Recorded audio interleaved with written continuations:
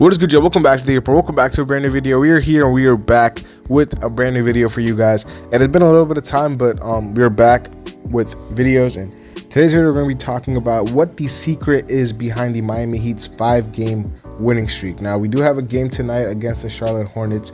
I'm actually going to be in attendance, so it's going to be really fun. And I'm definitely going to have some updates for y'all after the game. As to how it went, because I'm going to be literally there in person watching it, so I'm not going to miss anything. But listen, man, the Miami Heat have been going on a 5-game winning streak, and this is very encouraging because we are currently tied for the 3 seed in the East, missing players, injuries, a lot of these things going on with this team, and we are still staying afloat, and that is a sign of a very good team. Now, I didn't know when it would, be where this team kind of flipped the switch and turned things around, but it just happened so soon. And, we're going to talk about the biggest reasons for the Miami Heat's turnaround from the start of the season. Let's just get right into it. So, number one is their ability to close games. The Miami Heat have been doing a lot better job at closing games. They had the worst fourth quarter point differential in the NBA couple of weeks ago, and obviously they fixed that, and in the fourth quarter they had not looked as bad as they had looked. Like, it's still not perfect, but it's definitely not as alarming as it was back then. Closing games has been an issue for this team, but they're slowly starting to turn things around. Example against the Spurs, where they closed out that game when they were down. That was a very encouraging sign, because we haven't usually done well in those fourth quarters.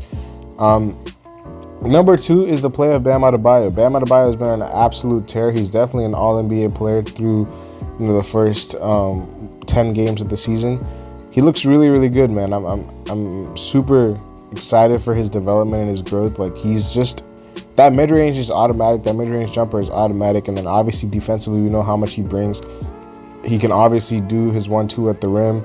And then his playmaking. So, and he's been big on the boards, man. He's been having double-digit rebounds in like the past 10 games. Like, it's been a very good, performance. It's been a very good set of performances from Bam. Bam has been the one carrying this team through the absence of Tyler Hero. Bam has been the guy who's been taking that shouldering that responsibility and just taking that load, and he's been going off. And he deserves a lot of respect, like, and a lot of love. Like, he is doing this against very good defenders like AD, Jaren Jackson, Wembanyama. Like, it's not easy, and he's been making it look easy, but the way he's been playing. So you got to give him credit, you got to give him props, because listen, like, this guy is an All-NBA caliber player, and he is playing like it.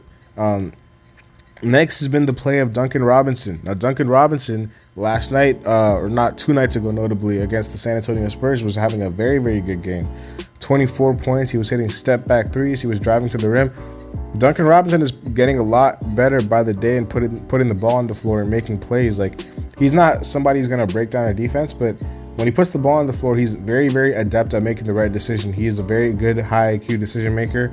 His passing, I think, is the most underrated part of his game, and he's a very valuable player to this team. And I think he's a lot more, people used to like to compare him to Strus. I think Strus is a lot more one-dimensional than Robinson. Robinson can do a lot of different things.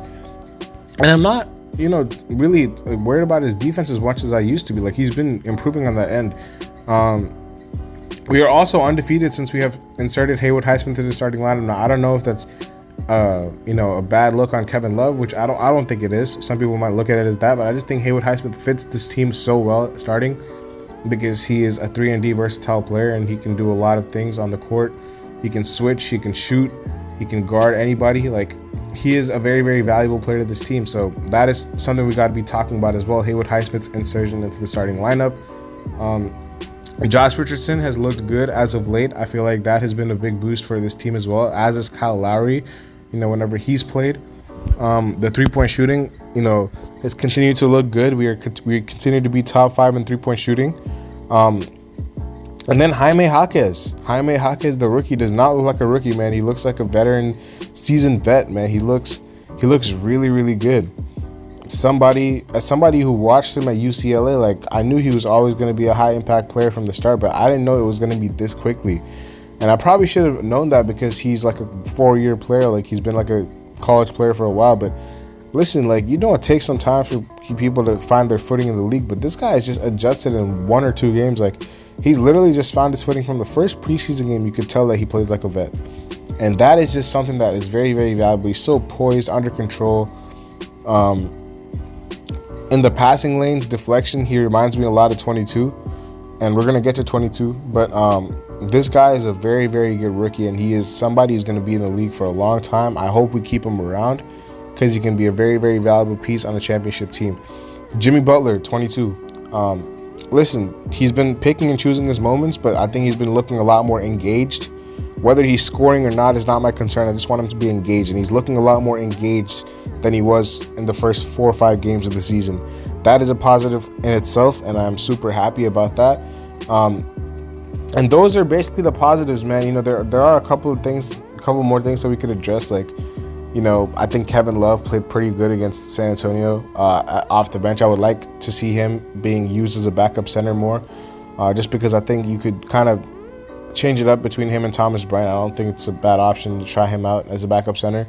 You know, I think, again, the play of Kyle Lowry has been a lot better. You know, he's been scoring the ball a lot more since Hero's been injured. You know, against Memphis, he almost had a triple-double, so you got to give him respect for that. You know, as much as I wasn't a fan of signing Drew Smith, I feel like his defense has been very, very key off the bench. You know, he's led the team in deflections, if I'm not mistaken. Like, he's having a very good season defensively, and it's something that I've been watching. Like, I've always known that he was a good defender. My only concern with him was on the offensive end, but he's starting to knock down his threes as well. But you definitely do got to give him his props there.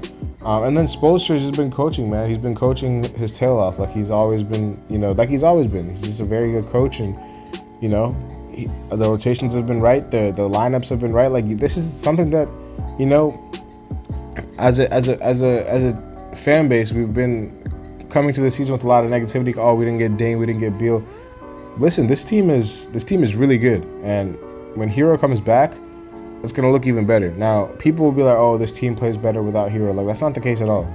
That's not the case at all. A lot of things, you know, really started to a lot of things had to go up for this team. It wasn't just Hero, you know, missing time. Hero missing time is not a good thing for this team.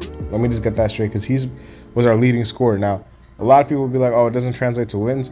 Well, listen, that's what this team has to figure out. Like, can he, like, when he scores the ball, they have to make sure the other players do an impact, because he's too talented of a player to not have on the team. Like, you can't just be like, oh, we're winning without him, so we should not have him on this team. Like, no, that's nonsense.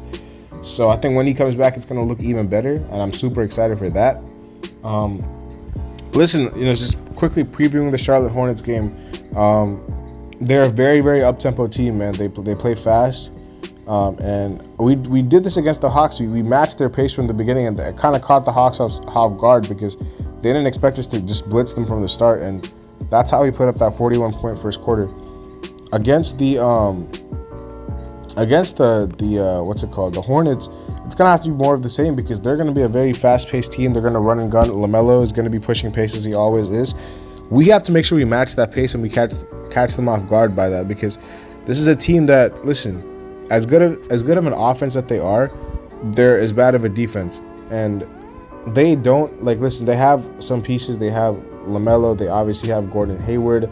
I really like Brandon Miller, the rookie. But like they are missing some pieces. Terry Rozier is out. Well, he might be back, but no, I think he is out with a groin injury. Obviously, Miles Bridges is suspended, and then Cody Martin, Caleb's twin, is also out too. So they have a couple of players that are out. I'm a huge fan of their center, Mark Williams. I think stopping him is going to be a big key, because he loves to rim run, and he's going to catch a lot of lobs from LaMelo. So Bam is going to definitely have to be on that. You know, you cannot get out hustled by Mark Williams, because Mark Williams is literally all hustle, man. He's a very, very good center, up and coming center. Their bench is not really the best. I'm not gonna lie, like, I'm not a huge fan of their bench, but their starting lineup is a good starting lineup. You have LaMelo, Hayward, Brandon Miller, PJ Washington, and Mark Williams. That's a good starting lineup. And then off the bench, again, it's not the best, which is why I think the Heat can definitely, like, you know, take this game over. And the Hornets are not a good team. They're 3-6. Like, you know, they're 13th in the Eastern Conference. They're just not a good team. But they, on any given night, you know, in the NBA, anybody can beat anybody. So you just have to, you can't just like take them lightly like that. You have to take them seriously. But yeah, man, that's gonna be it for the video. Make sure y'all drop a like, subscribe, and comment down below. And yeah, I'll see y'all later as always. Peace.